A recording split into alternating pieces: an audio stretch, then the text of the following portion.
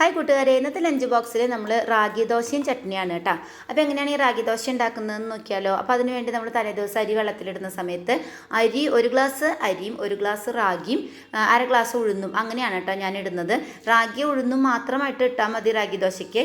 പക്ഷേ ഇവിടെ ഭയങ്കര ഡാർക്കായി പോവും ദോശ. അപ്പോൾ അതിവിടെ അതുവിന് ഇഷ്ടമില്ലാത്തതുകൊണ്ടാണ് ഞാൻ ഇങ്ങനെ ചെയ്യുന്നത് കേട്ടോ.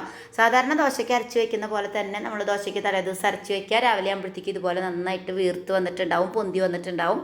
സാധാരണ നമ്മൾ ദോശ ഉണ്ടാക്കുന്ന പോലെ തന്നെ എണ്ണയോ നെയ്യോ ബട്ടറോ ഒക്കെ തടവി കൊടുത്ത് നമുക്ക് ദോശ ഉണ്ടാക്കാം. നല്ല ഹെൽത്തി ആയിട്ടുള്ളൊരു ദോശയാണ്. എല്ലാ ദിവസവും നമ്മുടെ ഫുഡിൽ റാഗി ഉൾപ്പെടുത്തുന്നത് വളരെ നല്ലതാണ് കേട്ടോ.